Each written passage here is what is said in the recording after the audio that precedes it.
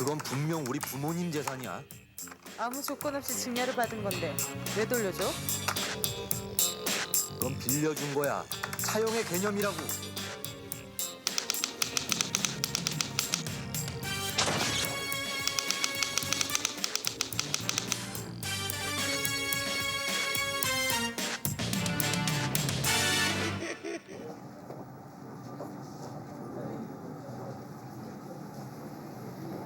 시아버지 사랑은 며느리라는 말이 있습니다. 그 정도로 시아버지와 며느리 사이는 돈독한 사이인데요.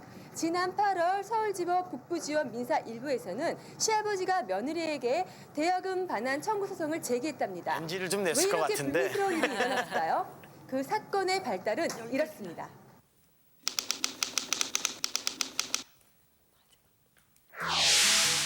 주도권 싸움. 대학교 과학 커플이었던 이들은 3년이라는 긴 열애 끝에 결혼에 꼬린 둘만의 보금자리를 갖게 되어 기쁘긴 한데 우리 내일 전셋집 계약하러 가야지. 근데 그거 누구 명의로 할 거야? 그거? 당연히 내 명의로 해야지. 막상 집을 계약하자니 누구 명의로 해야 할지 결정하기가 쉽지 않습니다. 또 그렇죠. 서로 자기 명의로 하겠다며 주도권 싸움을 벌이던 이 부부.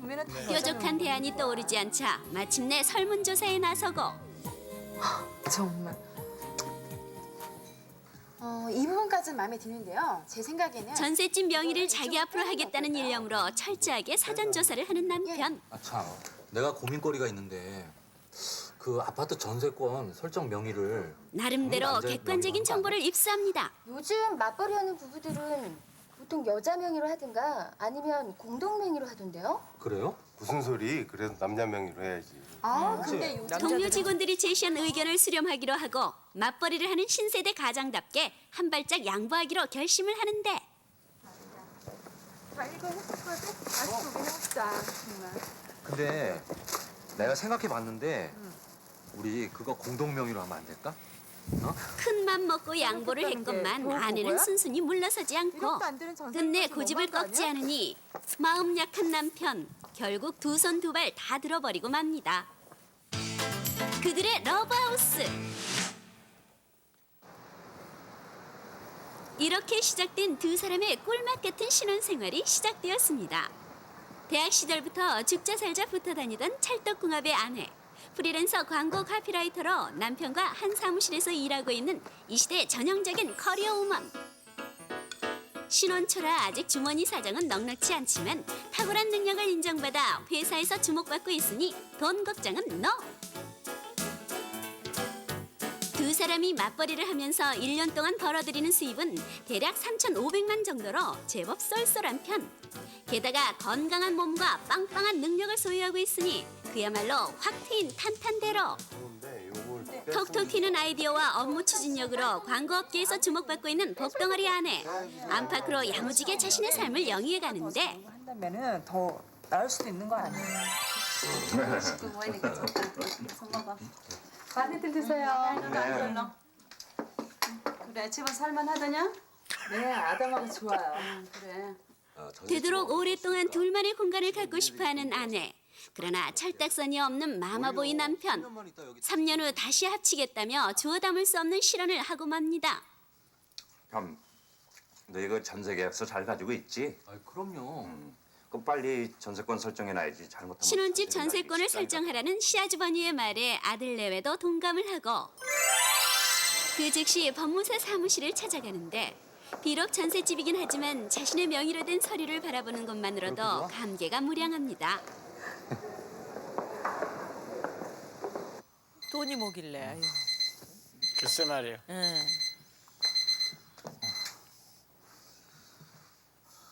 아 일어나 8시야. 다람쥐 쳇바퀴 돌듯 이들의 일상은 이렇게 제가 잘못 본 걸까요? 반복되고 그냥 깨 있었던 것 같기도 하고요. 전쟁이구만. 진짜. 맞벌이를 하는 덕에 늘 시간에 쫓기고 일에 치여 살면서도 같이 가. 이들의 하루하루는 마냥 행복하기만 합니다. 안 행복해 보이는데. 그러게요. 네, 고달퍼 그리고 권태기. 권태기. 에이. 저런 게 왜 결혼 후 올까? 3년. 좀 서로 빨리 바쁘게 오셨네요. 살다 보니 네. 가정주부로서 자기의 역할에 충실하지 못하는 아내. 아이고 화나지. 남편의 투정은 심해지고 신세대 가장답게 가사일을 분담하겠다고 큰소리치던 남편도 서서히 본성을 드러내고 있으니 그 어느 부부도 비켜갈 수 없는 권태기. 자기 어제 저녁 설거지 단 건 아니야? 아, 네. 그러는 자기는 입을 와이셔츠도 없고 양말도 하나 없어. 이 봐봐, 부부라고 한번. 비켜갈 수 있을까요? 침대 신경실이야. 찰떡궁합을 자랑하던 어쨌든 간에 내일부터 밥 이들에게도 먹고 나갈 애정 테니까 경고등이 깜빡이고 아휴. 둘 사이는 점점 악화되어 갑니다. 꼬려 진짜. 아유 어떡하면 정말 저렇게 좋아요. 싸워요? 맞아 저렇게 싸워요. 그래요? 얄미운 해방꾼들. 아이고 얘네 하고 사는 꼬라지 좀 보세요 세상에. 설상가상으로 두 사람의 사이를 방해하는 예측 프로의 상황들까지 겹치고 맞벌이를 하느라 집안꼴마저 엉망이니 그토록 당당하던 커리어우먼. 시어머니 앞에선 한순간에 고양이 앞에 쥐꼴이 되고 맙니다. 그렇게. 응? 저 세탁기 저 빨래 좀 빨리. 밀린 빨래는 남편의 몫이건만 억울하게 당하고 있는 아내. 이 난관을 어떻게 수습할지 묘책은 떠오르지 않고 이게 뭐 밀어놓으면 언제 하려고 그래 놓니? 자기 정말 너무한 거 아니야? 부모님 날 뭘로 애꿎은 남편만 생각하시는 콩국듯이 볶아대는데 그의 질세라 언성을 높이며 맞서는 철없는 남편. 자기네 부모님이잖아. 어? 아. 자기는 치우실 수 없어? 아이, 몰라, 내가 바쁜 몰라. 거 알잖아. 이때 갑자기 등장한 지원군이 있었으니 뭘까? 여기 어쩐 일이냐? 나 아버지랑 안 파하고 왔잖아. 나 참. 아니 이런 전쟁통에 나 나타난 그거 웬 때문에 지원군인가 좀 했더니 불난집에 부채질하러 온 불청객이군요. 누구죠? 도련님인가요? 동생. 도련님. 대련님. 남편과 전쟁 중이긴 하지만 할 일은 해야 직성이 풀리는 억척스런 아내.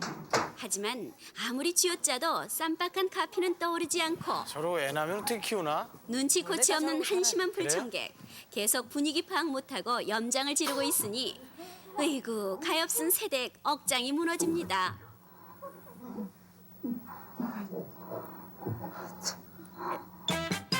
첫 번째 비디오 위기. 보고 있나 또? 한편 자기 편이라고 믿었던 남편마저 본색을 드러내자 두 사람 사이에 유치한 신경전이 벌어지고 같은 회사에서 근무하는 이젠 시어머니까지 합세해 여보세요? 숨통을 조여옵니다. 어머, 어머님. 아이라니요. 딱 3년만 살고 합치겠다던 약속을 왜 지키지 않느냐? 왜 아이를 갖지 않느냐? 당분간. 며느리에게 모든 책임을 떠넘기는 시어머니. 하지만 수수방관하고 있는 남편이 더 야속한 거려. 네. 그럴 수 있죠. 김 선배, 결혼 날짜 잡았어요? 다음 달 20일. 큰아들이니까 부모님 모시고 살아야 되겠네? 그렇지 않아. 우리 부모님 되게 개방적이죠. 안 그렇게 생긴 사람한테 물어보면 안 되죠. 개방 그럼 그러고 어디에 살아요? 일산에. 남편과의 사이에 이미 높은 벽이 생겨버린 아내는 자신의 형편을 사사건건 비교하고 여자들은 저래요. 남편 윤기 역시 자신이 꿈꿔왔던 결혼이 아니었음을 깨닫고 방황하기 시작하는데 나 사실 와이프랑 이혼할까 봐. 이혼이라뇨? 좋은 말을 그게 쉽게? 무슨 말씀이세요? 안 돼요, 정말. 그래도 절대 이혼만은 안 된다며 만류하는 동료 직원들의 충고에 한 번 더 생각해보기로 하는데 그러지 마시고 오늘 일찍 들어가서 얘기 잘 하셔서 화해하세요. 그래요, 그렇게 하세요, 정말. 좋은 동료들이네. 우리가 왜 이렇게 됐지? 그래, 이대로 끝낼 수 없어. 어느 부부나 한 번쯤은 위기가 찾아오는 법. 하지만 늦었다고 생각할 때가 다시 시작할 때라는데 읍스. 한편의 영화다. 그날 이후 두 사람은 한층 더 적극적인 모습으로 서로에게 다가가고 그렇게 보여요? 더욱 돈독해진 사랑으로 새 출발을 하는데 그래 보기 여보세요? 좋잖아. 비온 뒤에 땅은 더 단단해지는 법. 그동안 멀어졌던 사이도 회복이 되면서 결혼 후 제2의 전성기를 맞이하게 됩니다. 적어도 또 다른 사건이 터지기까지는. 그리고 마지막 위기. 세상사 호사다말하더니 부부 사이가 좋아지고 안정이 되는가 싶더니 아, 이번엔 또 무슨 한바탕 일이에요? 또 액땜할 일이 생기고 말았습니다. 부도가 났댄다. 어떡하면 좋니? 그럼 어떻게 해요? 사업을 하는 시아주버니가 부도를 냈으니 목돈이 들어갈 건 뻔한 일이고 지레 겁부터 먹은 며느리 그 불똥이 자기한테 튈까봐 잔뜩 긴장을 하는데 아니나 다를까 예, 안 되겠다. 너네 전셋집 좀 빼자. 네? 그때부터 시작되는 시부모와 며느리의 불꽃 튀는 하는 신경전. 집에 있나요? 하지만 아내를 더욱 놀라게 한 건 남편의 대답. 그건 절대 안 돼요. 그동안 가슴속에 맺힌 게 많았던 며느리 딱 잡아 하지 거절하고 말고 당장 빼라. 이해가 돼요. 그 집은 제 명의로 돼 있기 때문에 이 사람 마음대로 못 빼요. 전셋집을 며느리 명의로 했다는 사실을 뒤늦게 알고 펄쩍대는 시댁 식구들. 이거 어떡하지요? 자꾸 쟤네들이 지 맘대로 저렇게 했네. 졸지에 어이없는 상황이 벌어지고 말았습니다. 아들 명의로 해야지. 아이, 저희들끼리 그럼. 맘대로 그냥 하고 있어. 응? 당장 바꾸라. 알았어? 아 진짜 열받네 진짜. 아무리 설득해도 아내가 전세금을 내놓지 않자 남편은 회사에서 대출을 받아 사건을 마무리하고 그러니 아내를 바라보는 눈빛이 고울 리가 없겠죠.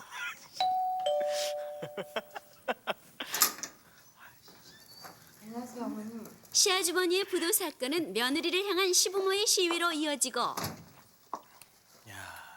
참. 아이 참 곤란하네. 그 무언의 곤란하네. 시위는 남편도 마찬가지.